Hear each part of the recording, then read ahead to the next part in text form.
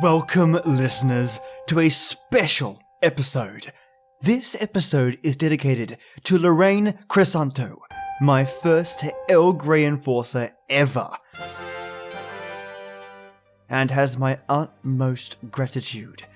When I received my lady Lorraine's patronage, I was, and still am by the way, over the moon. I showed my pals and spread the word that I was amazed a lovely listener would support the show.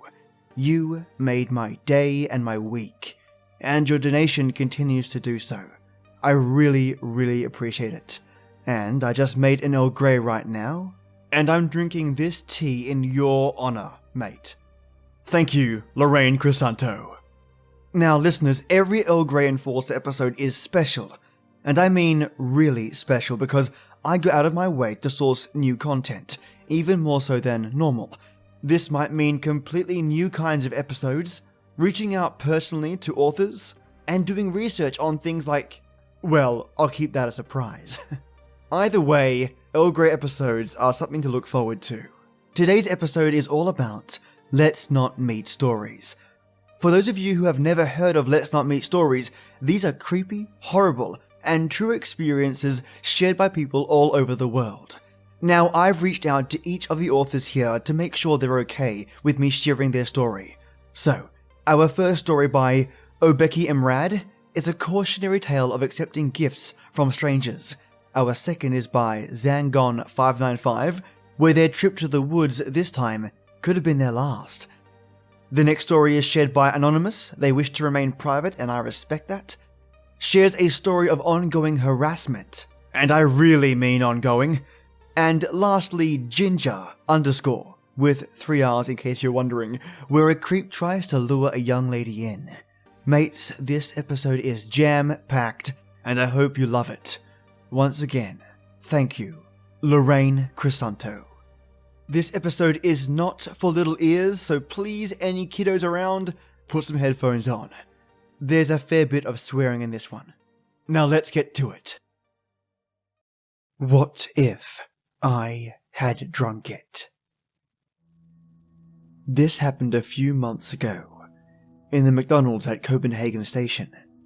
I am not Danish, only visiting the country for one day, and since I wanted to travel cheap, I decided to take the cheapest bus there, which just so happened to be the one arriving at 11 PM the day before. I thought I could save even more money by not renting a bed somewhere, and instead spending the night awake or half asleep at the station, do my business the next day, and sleep long and well on the bus back home. So this McDonald's is open 24/7. I pretty early discovered that the station was too cold for me to get some shut-eye. So I went inside and brought a coffee and sat down at an empty table. Plenty of lighting, and semi-drunk people to keep me awake, I thought. I should add I am 23 and female. After some while of sitting in my spot, a strange guy walked over and placed a full cup of soda on my table. He said in Danish something I believe meant, "I ate my food already, I didn't drink any, you should have it instead." I am Swedish, and although some Swedes understand Danish perfectly well, I have some difficulties doing so this is just a guess. Anyway, I didn't really pay attention to the cup after it was put on my table, just wrote it off as a random drunk trying to flirt. But I noticed that in front of me, a table away, sat another guy, and he was watching me closely, because he did lock eyes the time I looked up to peek at him. This creeped me out. I really didn't like being watched like this, and he just sat there for nearly an hour, even though he had no food in front of him. In the end, this dude stood up and walked over to me, and I cursed internally, thinking I'd have to defend myself and tell him to leave. But he turned, and there stood the guy, that had left the soda cup on my table. He told the soda guy to leave. Take it and go. After pushing the soda cup back into his arms, and that he didn't want to see him anywhere near this place again.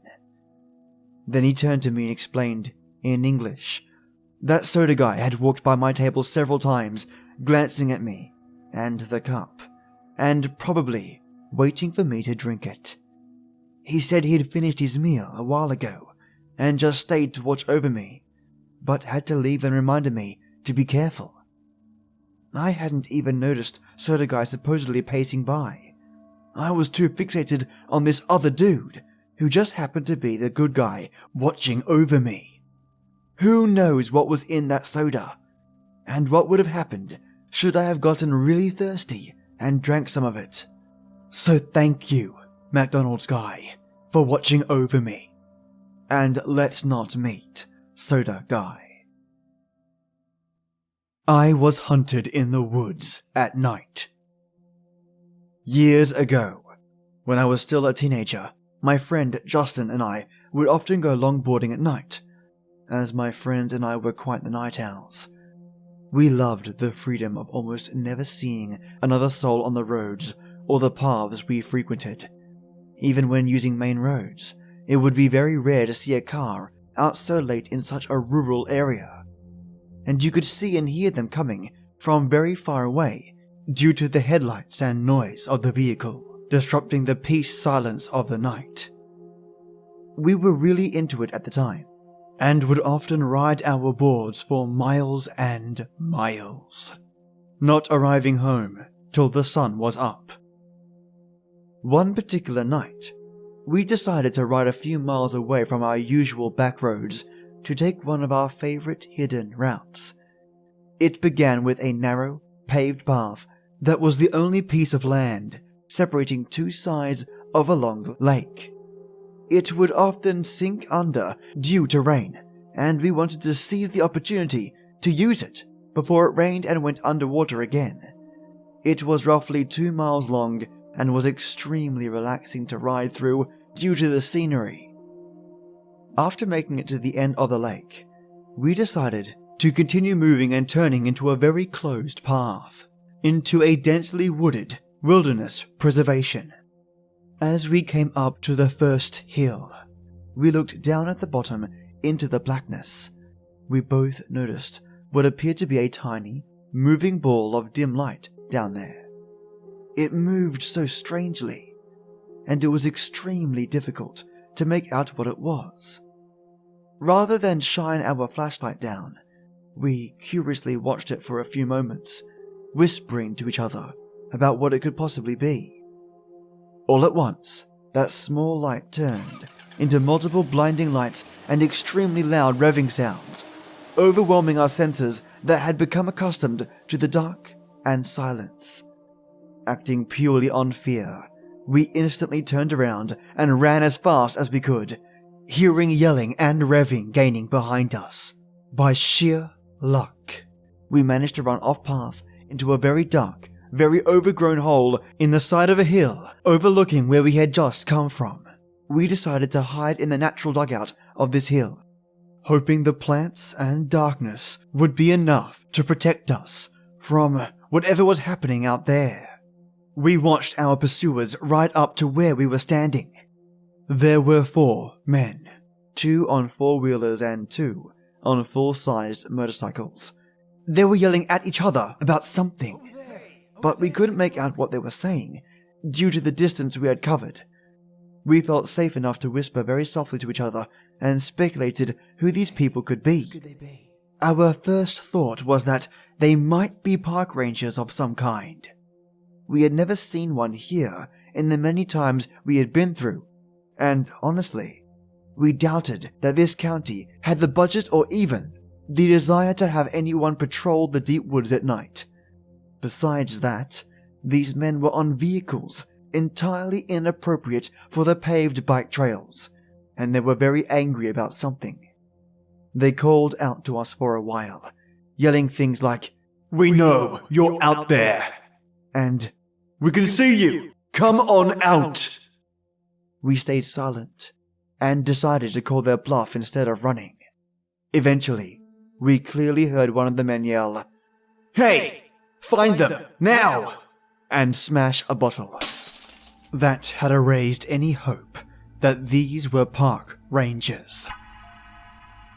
We watched them split up, each of them going a different way down the series of paths on their vehicles, including the path we came from. It took us what felt like ages to even move. We were frozen in terror inside that dugout, watching the lights from the vehicles and paths. One of them already coming full circle and passing the point he started from. I thought about calling for help, but I was too afraid to open my phone in fear that even the smallest amount of light would give away our location. After waiting for the lights of the vehicle to reach their farthest distance yet, we finally summoned the nerve to get up and try to run somewhere far enough from these people to safely make a call. We ran as hard and fast as we could through the woods. Since their headlights gave away their location on these paths, we would hide again whenever we felt they were getting too close. Our available hiding spots were getting progressively worse as the woods became less dense, and the fear I felt waiting for one of them to drive past us while basically only being covered in leaves and plants may still be unmatched to this day. Finally, we emerged from the woods onto the intersection of two main roads, far from where we started. We ducked down into the ditch to call for help. When I opened my phone, I noticed I had recent missed calls from one of our other friends, Connor, who we were supposed to meet up with after our long board excursion. "Hello, Connor?" I called him and frantically asked where he was. Luck was with us again. He hadn't given up on our plans despite us ignoring him, and was only a few miles away. Already heading in our direction, I gave him the names of the two streets we were near the corner of and explained that we needed pickup right away. "Come get us, Connor." He agreed to speed over to us while Justin and I waited in hiding. Thankfully, Connor arrived before any of those men did. We bolted into the back seat of his car, yelling for him to get out of there, and he took off. Relief doesn't begin to describe what I felt being safely driven home after everything I had just experienced.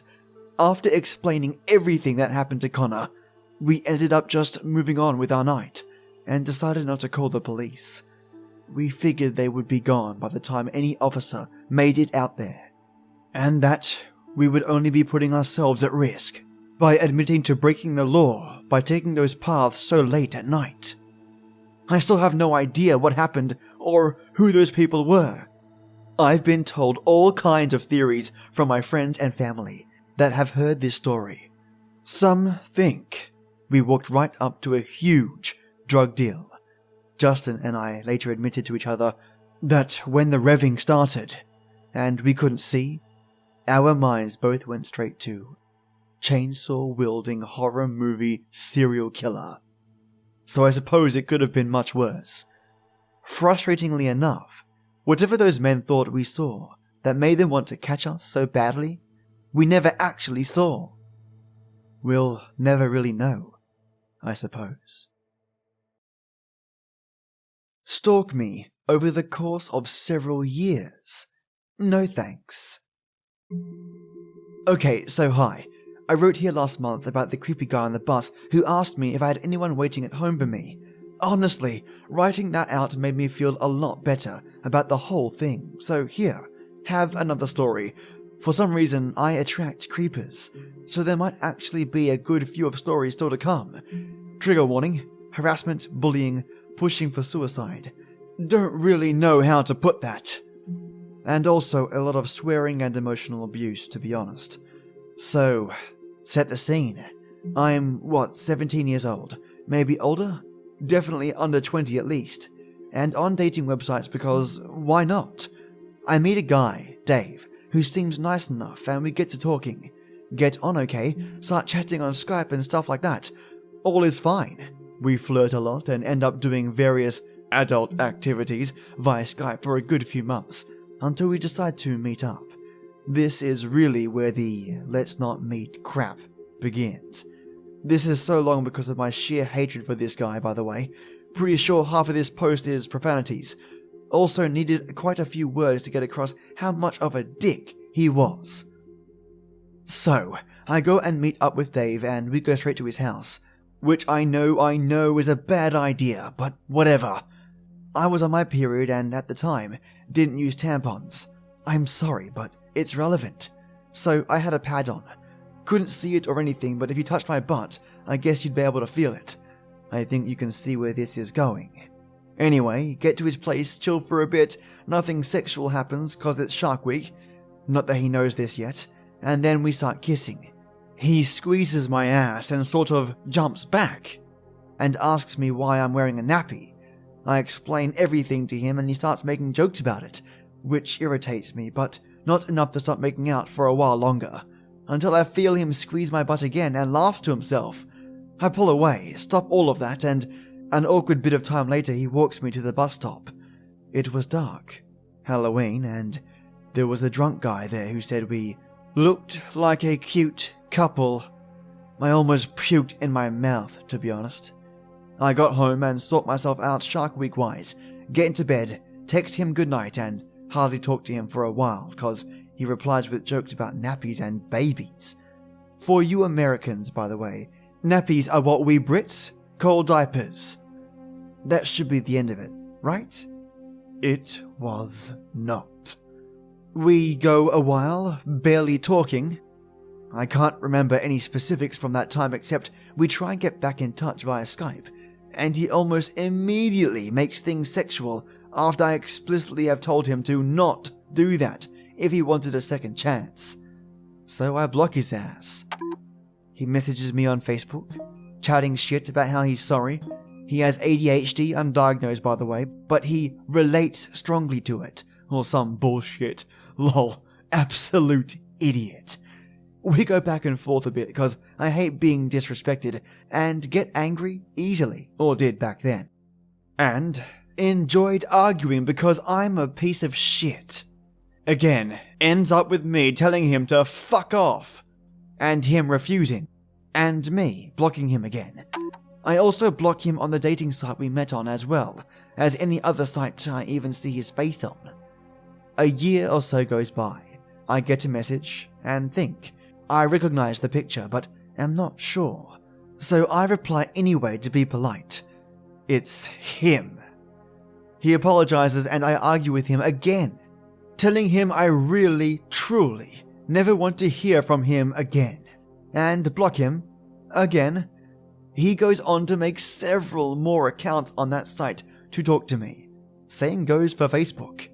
I also run into him, well, he messages me, on plenty of Fish and OkCupid websites. We argue a lot on OkCupid, to be honest, and it was getting creepy and awkward and weird, and I got super pissed off. I'd grown some balls and learned some big words by this point, so had a right go at him. As per usual, the chat ended with me basically telling him to piss off and that he's blocked, and then blocking him. I actually have screenshots of the OkCupid's conversations, as well as texts that soon will be mentioned. Things go quiet again, and then, after going to the cinema with my sister to see Batman vs Superman, he messages me on WhatsApp. I instantly start having a mild panic attack and have to use my inhaler, etc. It's at the point this guy triggers me so badly now. I hate his guts for making me feel that way. And I still feel that way when I see his pictures on dating sites. Fuck him. Anyway, it gets to the point where I'm still telling him to bugger off. I block him on WhatsApp pretty quick, and he resorts to texting and calling. Most of the texts are him telling me to pick up the phone, with the odd, "You're worthless," and "Kill yourself," and "The world would be better off without your psycho self" thrown in. Charming. Really. Definitely winning me back over. Bear in mind it's been at least 2 years at this point. He's harassed me on and off for 2 goddamn years. Anyway, again, I excuse myself from my sister. We're in McDonald's at this point. It's a weeknight and quite quiet in the car park. And I step outside into the almost empty car park. I start screaming down the phone.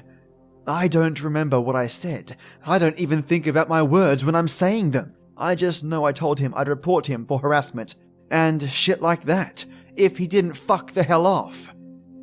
I had to go outside 3 more times to just scream down the phone at him. At one point, I literally was just screaming. No words, just pure pent-up anger at this dick for ruining what was meant to be a great night with my baby sister. This is already getting long, so I'll sort of taper off here. But basically, I blocked his number from texts and calls. He still managed to get voicemails heard though, the knob, and never heard from him again. I wish. Got messages from him several more times, both on the original app we met on and POF, but tended to block him right away after that. So Dave, the stalker guy, who I will not hesitate to report to the police next time, let's never fucking meet again. Also to add, I heard out this guy multiple times. Too many times than I should have.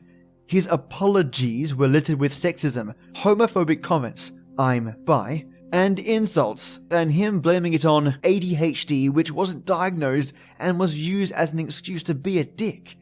I should have immediately blocked him at the times he messaged me after these apologies, but I had a couple of anger issues myself, which have since been mostly sorted out. Hope that adds some clarity to why I was such an asshole towards him in the end. Creep tried to convince me to drive around with him. Here's some backstory. So this happened 2 years ago this summer. I was 16, turning 17 soon.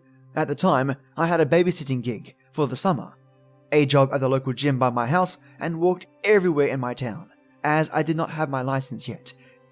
In general, it is a small, safe town in California. This day started off like normal. Me walking to the kid's house, the mum going over instructions for the day, etc. She liked having me do activities with the kids in town, like swimming, going to the park, just generally being active and not hanging around the house all day. Anyways, on this day, I took them on a long walk, and then we stopped at a Subway for lunch around 1 PM. As we were finishing, their mum texted me and said that she was done with work early and said I could meet her a few stores down at Starbucks. We walked down and I dropped the kids off with her, ordered a drink and left around 2:30 PM. I began walking to a park about 3/4 of a mile to 1 mile away to meet with another mum that I was potentially going to babysit for as well. About a block down from Starbucks there is a Safeway. Right, as I began passing Safeway's parking lot, a guy flung his door open and hopped out of his car parked above the sidewalk. This guy looked to be about late 20s, maybe even early 30s, taller than me, about 5'11", 6 feet, and messy hair with a thick beard. He flagged me down and said, "Hey, I'm new to town." Now, like I stated, this is normally a safe town. The kind you'd want to raise a family in or retire in. I didn't want to be rude, so I said, "Oh, cool." No red flags were going off yet. As being a naive 16-year-old girl, I figured it would be safe to be friendly for a couple of seconds and keep going on my way, because of where I live. Then he abruptly asked, "Since I'm new here and don't know anyone yet, and you seem like a nice girl, you wanna hop in and show me around?" Red flag number 1. I quickly replied, "Sorry, can't do that for you. I'm busy." I figured he would take the hint. He said, "Oh, come on. I'm not a creep. I'm like 29. How old are you? 18? 19? And began looking around us and fidgeting with his hand and pockets. Red flag number 2. "No, I'm 17, sorry. You can go find some people your own age down street over there." I lied about my age because I was getting nervous at this point and didn't want to give him my actual age. Also, I was really hoping he would take the hint when I pointed him in the direction of the bars down the street to find people his own age to talk to. He stuttered and said, Actually, I'm 20. I was just kidding about being older." He laughed and looked around again. "Come on, just get in the car. It'll be fun. I'm not that much older." His voice took on a more serious and persistent tone. Red flag number 3. At this point, I felt really scared and just wanted to get away from him. So I quickly shook my head and began walking away. I looked behind me to see if he was following me, only to see him getting in his car. I felt relieved and thought pretty stupidly that he was going down that street. A girl, probably a couple of years older than me, caught up to me to check on me. She asked if I needed any help and if I wanted to call the police. I said, "Thanks, but I think I shook him, so I'll be fine." I appreciated her looking out for me, but I did not feel that I was in any danger anymore. I still kicked myself for not calling the police when she offered. After passing a gas station, I saw his car come flying down the next street. He stopped in the middle of the crosswalk, blocking me from crossing. He rolled down his window and began harassing me. "Hey girl, when you turning 18, huh? When you turning 18? Come on, we can have some fun, girl. We don't need to wait till you're 18. You can just come with me now and have some fun. You're a cute girl. Come on now. You have a nice body." He said all of this with an evil, sickening smirk. I was in full panic mode and didn't even think at this point. I ran around the front of his car into the street, then back onto the sidewalk on the other side and ran down the sidewalk. I looked behind me to see him speeding in the other direction. I slowed down again and called my mum. I told her everything that happened, and she insisted on picking me up and driving to my destination. I agreed. So when I'm at the stoplight, just under a quarter mile away from the park, I see him driving down the street again. He drove by me slowly, still wearing that sickening grin, and winking at me before speeding off again. I called my mum, freaking the hell out.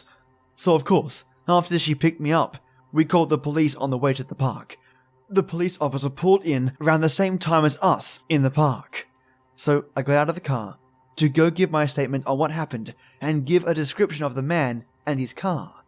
He also asked if I managed to get a license plate number. Unfortunately, I only got the first few numbers/letters, not the whole plate. He informed me and my mum that he would be going back to the station to file a report. Against the officer and my mum's suggestions, I stayed at the park, as I didn't want to make a bad impression on someone that I was potentially babysitting for. She arrived after my mum and the officer left. Immediately after the interview, I had my dad pick me up because there was no way I was walking home. The officer contacted us later that night, saying they got a potential match for the vehicle I described with the partial plate number I gave them. However, nothing ever came of it. Since the incident, I have been carrying self-defense items, alarms, pepper spray, etc. on my keychain. I never leave my house without something to protect myself. After I got my license, I haven't been walking around town that much, even if I'm with my friends or boyfriend. Which is sad, because it is a beautiful town.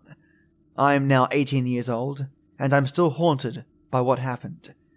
Whenever I see a similar car or similar guy, I panic a little, even in the safety of my own car. To this day, I honestly don't know what I was thinking every time I thought he was gone for sure. I guess part of me was really just hoping he was gone. To whoever that creep asshole was, let's not meet.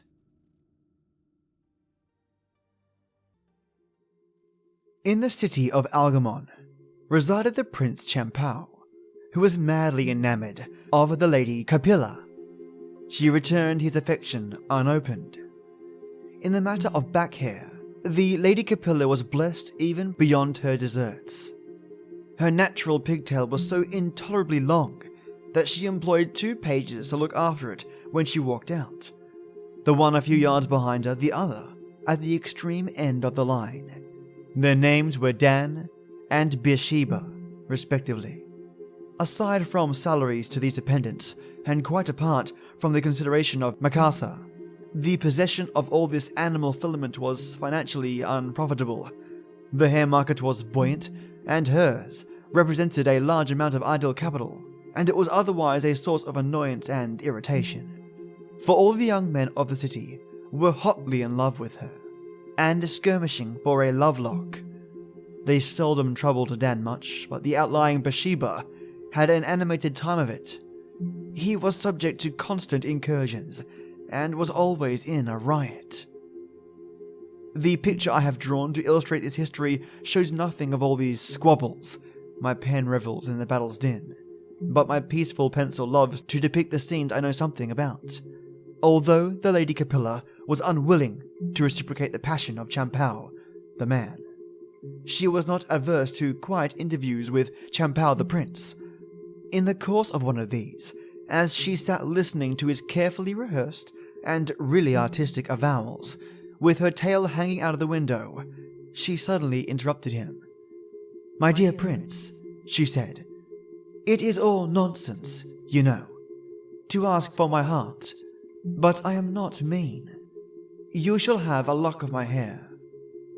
"Do you think," replied the prince, "that I could be so sordid as to accept a single jewel from that glorious crown?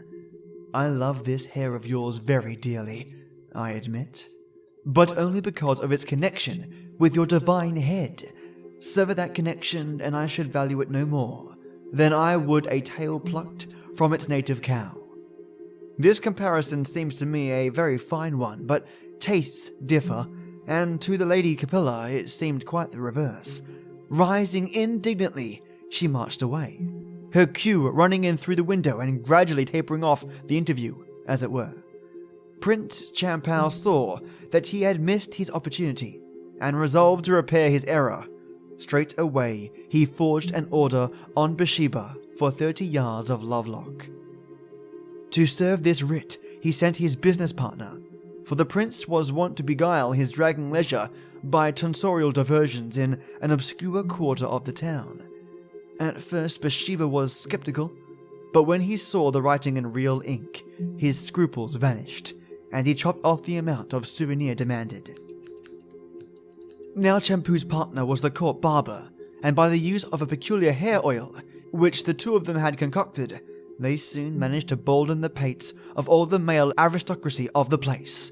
Then, to supply the demand so created, they devised beautiful wigs from the Lady Capilla's lost tresses, which they sold at marvellous profit, and so they were enabled to retire from this narrative with good incomes.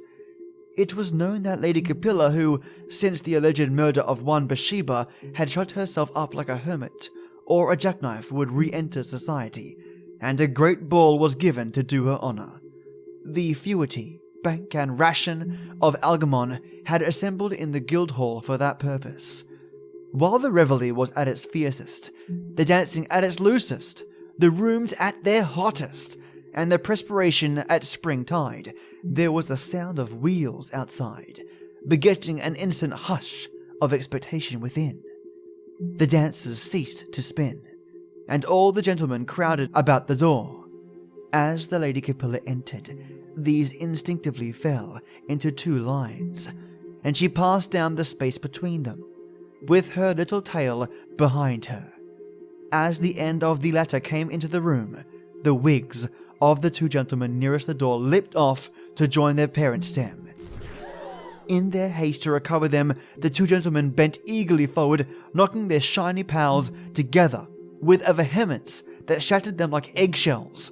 The wigs of the next pair were similarly affected, and in seeking to recover them, the pair similarly perished.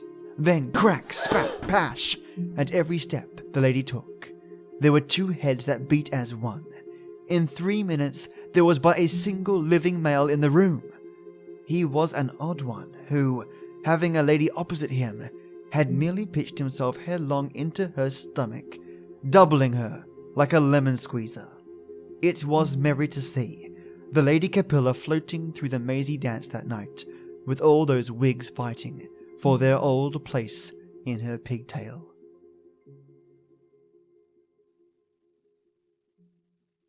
The Magician's Little Joke.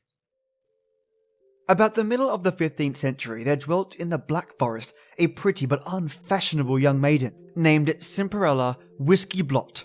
The first of these names was hers in monopoly. The other she enjoyed in common with her father. Cinderella was the most beautiful 15th century girl I ever saw. She had coloured eyes, a complexion, some hair and 2 lips very nearly alike, which partially covered a lot of teeth. She was gifted with the complement of legs commonly worn at that period, supporting a body to which were loosely attached, in the manner of her country, as many arms as she had any use for, insomuch as she was not required to hold a baby. But all these charms were only so many objective points for the operations of the paternal cudgel, for this father of hers was a hard, unfeeling man, who had no bowels of compassion for his bludgeon. He would put it to work early, and keep it going all day, and when it was worn out with hard service, instead of rewarding it with steady employment, he would cruelly throw it aside, and get a fresh one. It is scarcely to be wondered at that a girl harried in this way should be driven to the insane expedient of falling in love. Near the neat mud cottage in which Cinderella vegetated was a dense wood, extending for miles in various directions, according to the point from which it was viewed.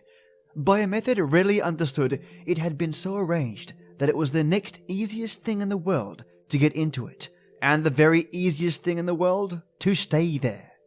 In the centre of this labyrinth was a castle of the early promiscuous order of architecture, an order which was until recently much employed in the construction of powder works, but is now entirely exploded.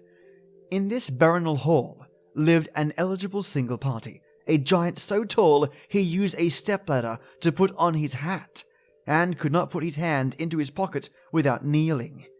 He lived entirely alone, and gave himself up to the practice of iniquity, devising prohibitory liquor laws, imposing the income tax, and drinking shilling claret. But seeing Cinderella one day, he bent himself into the form of a horseshoe magnet to look into her eyes. Whether it was his magnetic attitude acting upon a young heart steeled by adversity, or his chivalric forbearance in not eating her, I know not. I only know that from that moment, she became riotously enamored of him, and the reader may accept either the scientific or the popular explanation, according to the bent of his mind. She at once asked the giant in marriage, and obtained the consent of his parents by betraying her father into their hands, explaining to them, however, that he was not good to eat, but might be drunk on the premises. The marriage proved a very happy one, but the household duties of the bride were extremely irksome. It fatigued her to dress the bevies for dinner. It nearly broke her back to black her lord's boots without any scaffolding. It took her all day to perform any kindly little office for him, but she bore it all uncomplainingly until one morning he asked her to part his black hair. Then the bent sapling of her spirit flew up and hit him in the face. She gathered up some French novels and retired to a lonely tower to breathe out her soul in unavailing regrets. One day she saw below her in the forest a deer gazelle, gladding her with his soft black eye. She leaned out of the window and said, "Scat!" The animal did not move. Then she waved her arms above the scribes and said, "Shoo!" This time he did not move as much as he did before. Cinderella decided he must have a bill against her, so she closed her shutters, drew down the blind, and pinned the curtains together. A moment later, she opened them and peeped out. Then she went down to examine his collar, that she might order one like it. When the gazelle saw Cinderella approach, he arose, and beckoning with his tail, made off slowly into the wood. Then Cinderella perceived this was a supernatural gazelle, a variety now extinct, but which then pervaded the Schwarzwald in considerable quantity, sent by some good magician who owed the giant a grudge to pilot her out of the forest. Nothing could exceed her joy at this discovery. She whistled a dirge, sang a Latin hymn, and preached a funeral discourse all in one breath.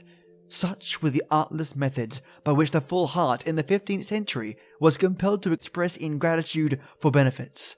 The advertising columns of the daily papers were not then open to the benefactor's pen. All would have been well, but for the fact that it was not. In following her deliverer, Simperella observed that his golden collar was inscribed with the mystic words, "Hands off." She tried hard to obey the injunction. She did her level best.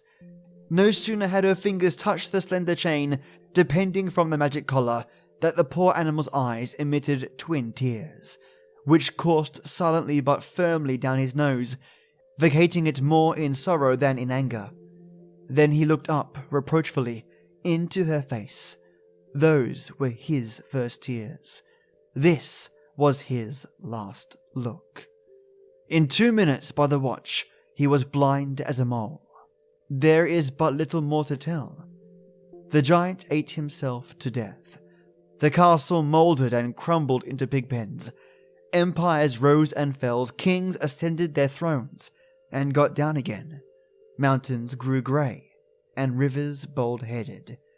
Suits in chancery were brought and decided, and those from the tailor were paid for. The ages came, like maiden aunts, uninvited, and lingered until they became a bore. And still, Simperella, with the magician's curse upon her, conducted her sightless guide through the interminable wilderness. To all others, the labyrinth had yielded up its clue.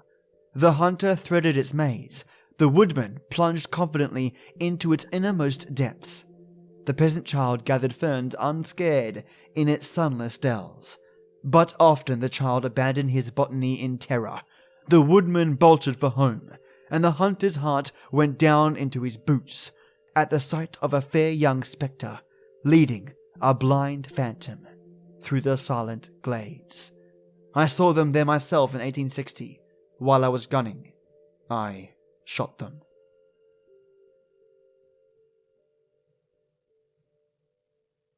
Seafaring. My envious rivals have always sought to cast discredit upon the following tale by affirming that mere unadorned truth does not constitute a work of literary merit. Be it so, I care not what they call it. A rose with any other smell would be as sweet. In the autumn of 1868, I wanted to go from Sacramento, California, to San Francisco. I at once went to the railway office and bought a ticket, the clerk telling me that it would take me there, but when I tried it, it wouldn't. Vainly, I laid it on the railway and sat down upon it. It would not move, and every few minutes an engine would come along and crowd me off the track. I never travelled by so badly managed a line. I then resolved to go by way of the river, and took passage on a steamboat.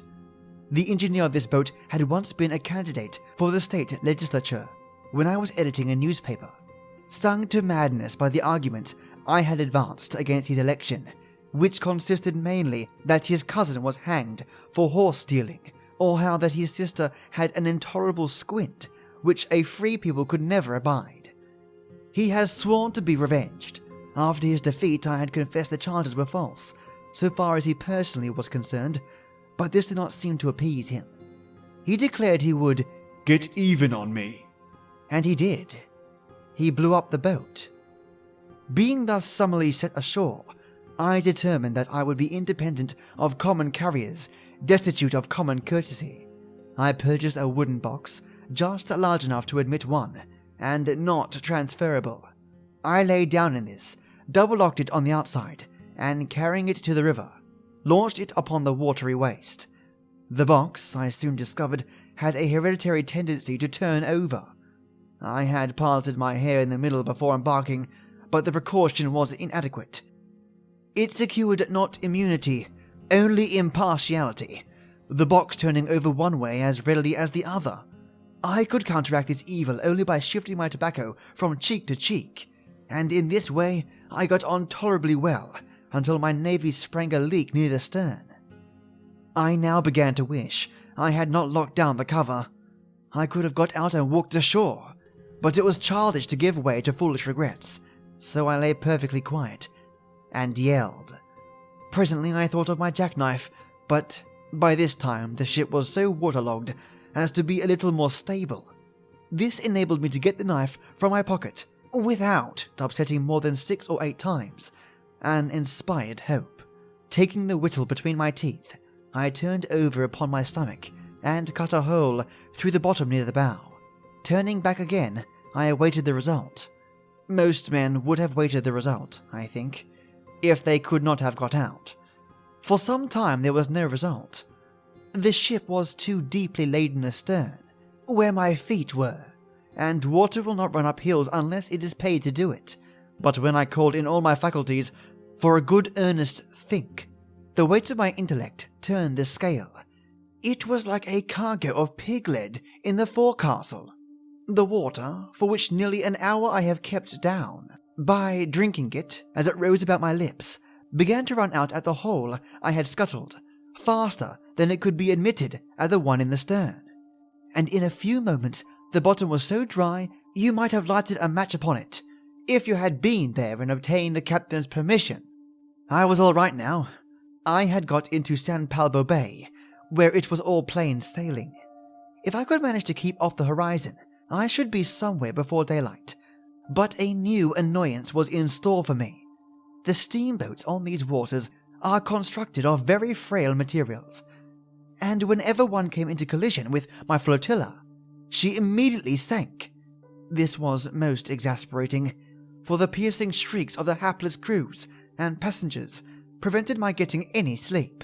Such disagreeable voices as these people had would have tortured an ear of corn. I felt as if I would like to step out and beat them soft-headed with a club, though of course I had not the heart to do so while the padlock held fast. The reader, if he is obliging, will remember that there was formerly an obstruction in the harbour of San Francisco called Blossom Rock, which was some fathoms under water, but not fathoms enough to suit shipmasters. It was removed by an engineer named von Schmidt. This person bored a hole in it and set down some men who gnawed out the whole interior, leaving the rock a mere shell. Into this drawing-room suite were inserted 30 tons of powder, 10 barrels of nitroglycerin, and a woman's temper. Von Schmidt then put in something explosive and corked up the opening, leaving a long wire hanging out. When all these preparations were complete, the inhabitants of San Francisco came out to see the fun. They perched thickly upon Telegraph Hill from base to summit. They swarmed innumerable upon the beach. The whole region was black with them. All that day they waited, and came again the next. Again they were disappointed, and again they returned full of hope. For 3 long weeks they did nothing but squat upon the eminence, looking fixedly at the wrong place. But when it transpired that von Schmidt had hastily left the state directly, and that he had completed his preparations, leaving the wire floating in the water, in the hope that some electrical eel might swim against it and ignite the explosives, the people began to abate their ardor and move out of town. They said it might be a good while before a qualified gymnotus would pass that way, although the state ichthyologia assured them that he had put some eel's eggs into the headwaters of the Sacramento River not 2 weeks previously. But the country was very beautiful at that time of the year, and the people would not wait. So when the explosion really occurred, there wasn't anybody in the vicinity to witness it. It was a stupendous explosion all the same, as the unhappy gymnotus discovered, to his cost. Now, I have often thought that if this mighty convulsion had occurred a year or 2 earlier than it really did, it would have been bad for me. As I floated idly past, unconscious of danger, as it was, my little bark was carried out into the broad Pacific, and sank in 10,000 fathoms of the coldest water. It makes my teeth chatter to relate it. No charge for attendance. Near the road leading from Dustekitch to Lagerhaus may be seen the ruins of a little cottage. It never was a very pretentious pile, but it has a history. About the middle of the last century, it was occupied by a Heinrich Schneider, who was a small farmer. So small a farmer, his clothes wouldn't fit him without a good deal of taking in. But Heinrich Schneider was young, and he had a wife. However, most small farmers have when young. They were rather poor. The farm was just large enough to keep them comfortably hungry. Schneider was not literary in his taste. His sole reading was an old dog's-eared copy of the Arabian Nights done into German, and in that he read nothing but the story of Aladdin and his wonderful lamp. Of his 500th perusal of that, he conceived a brilliant idea. He would rub his lamp and corral a genie of his own.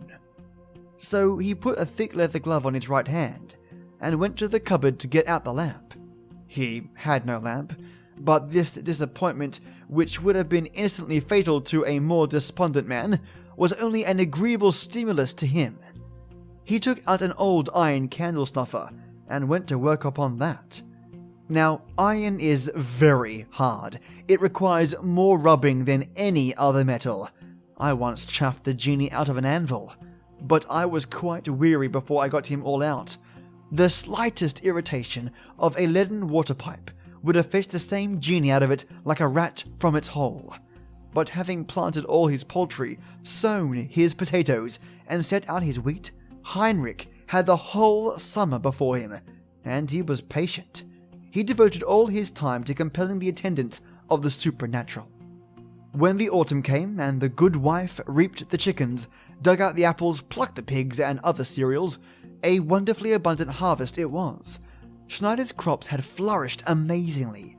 That was because he did not worry them all summer with agricultural implements. One evening, when the produce had been stored, Heinrich sat at his fireside, operating upon his candle snuffer with the simple faith as in the early spring. Suddenly, there was a knock at the door, and the expected genie put in an appearance. His advent begot no little surprise in the good couple. He was a very substantial incarnation indeed of the supernatural, about 8 feet in length, extremely fat, thick-limbed, ill-favoured, and generally unpretty. He did not at first sight impress his new master any too favourably. However, he was given a stool at the fireside, and Heinrich plied him with multitudes of questions. Where did he come from? Whom had he last served? How did he like Aladdin? And did he think they should get on well? To all these queries of the genie returned evasive answers. He was Delphic to the verge of unintelligibility. He would only nod mysteriously, muttering beneath his breath in some unknown tongue, probably Arabic, in which, however, his master thought he could distinguish the words roast and boiled with significant frequency. This genie must have served at last in the capacity of a cook. This was a gratifying discovery. For the next 4 months or so, there would be nothing to do about the farm. The slave could prepare the family meals during the winter, and in the spring go regularly to work. Schneider was too shrewd to risk everything but extravagant demands all at once. He remembered the roc's egg of the legend, and thought he would proceed with caution. So the good couple brought out their cooking utensils, and by pantomime inducted the slave into the mystery of their use.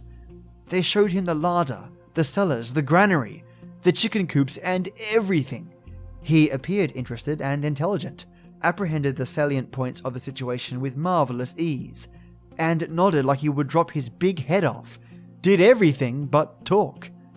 After this, Frau prepared the evening meal, the genie assisting very satisfactorily, except that his notions of quantity were rather too liberal. Perhaps this was natural in one accustomed to palaces and courts. When all was on the table, by way of testing his slave's obedience, Heinrich sat down at the board and carelessly rubbed the candle snuffer. The genie was there in a second. Not only so, but he fell upon them with ardour and sincerity that was alarming to them. In 2 minutes, he had got away with everything on the table. The rapidity with which that spirit crowded all manner of edibles into his neck was simply shocking. Having finished his repast, he stretched himself before the fire and went to sleep. Heinrich and Barbara were depressed in spirit. They sat up until nearly morning in silence, waiting for the genie to vanish for the night. But he did not perceptibly vanish any. Moreover, he had not vanished next morning. He had risen with the lark, and was preparing breakfast, having made his estimates upon a basis of most immoderate consumption. To this he soon sat down, with the same catholicity of appetite that had distinguished him the previous evening. Having bolted this preposterous breakfast, he arrayed his fat face in a sable scowl, beat his master with a stew pan, stretched himself before the fire, and again addressed himself to sleep. Over a furniture and clandestine meal in the larder, Heinrich and Barbara confessed themselves thoroughly heartsick of the supernatural. "I told you so," said he. "Depend upon it, patient industry is 1,000% better than this invisible agency. I will now take the fatal candle snuffer a mile away from here, rub it real hard, fling it aside, and run away." But he didn't. During the night, 10 feet of snow had fallen. It lay all winter, too. Early the next spring, there emerged from that cottage, by the wayside, the unstable framework of a man dragging through seas of melting snow, and a tottering female of dejected aspect. Forlorn, crippled, famishing and discouraged, these melancholy relics held on their way until they came to a crossroads, all leading to Lagerhaus, where they saw, clinging to an upright post, the tatter of an old placard. It read as follows: "Lost, strayed or stolen from Herr, Schackhoffer's Grand Museum, the celebrated Pentagonian giant, Ugalula, height 8 foot 2 inches, elegant figure, handsome, intelligent features, sprightly and vivacious in conversation, of engaging address, temperate in diet, harmless and tactable in disposition, answers to the nickname of Fritz Snedeker. Anyone returning him to here will receive 7,000 reward, and no questions asked." It was a tempting offer, but they did not go back for the giant. But he was afterwards discovered sleeping sweetly upon the hearthstone, after a hearty meal of empty barrels and boxes, and being secured, he was found to be too fat for egress by the door. So the house was pulled down to let him out, and that is how it happens to be in ruins now. Yikes. Well, I've learned a lot from these stories, mates. Don't drink gifted cups from Macca's. Never break up a potential drug deal in the woods, even by accident. And the age gap between 20 and 30 is much harder to conceal than I previously thought. Jokes aside, the great thing about these stories is that all of them got away, and all of them are unhurt. The memories, though, linger, and I can't help but think that there are long-lasting effects to their experiences and life lessons learned. Lessons that we all get to learn from as well. To the authors of today's shared experiences, thank you so much for sharing these stories with us all. And I hope that if these experiences still haunt you, that this can be, in some way, cathartic for you. Best wishes to all of you, really. And thanks again. Now listeners, if you want to support the show just like today's Earl Grey Enforcer has, you can find me on Patreon at www.patreon.com/SFGT. Dead simple. And just like Lorraine, you will help directly influence the show's output, and every dollar goes back into the podcast, and I wouldn't have it any other way. No ads, ever, and all donations support the show. Just brilliant. Also, a huge thank you to my recent iTunes reviewer, who wrote, "Awesome." Started listening at the episode I Met the Rat King, and haven't stopped listening. Amazing podcast. Have been recommending it to all my friends. Mate, you legend. For some reason I can't see your name on here, otherwise I'd give you a shout out, but if you want to reach out to me and share your name with me, you can email me at storiesfablesghostlytales@gmail.com. Mates, have a kick-ass weekend, stay damn awesome, and as always, till next we meet.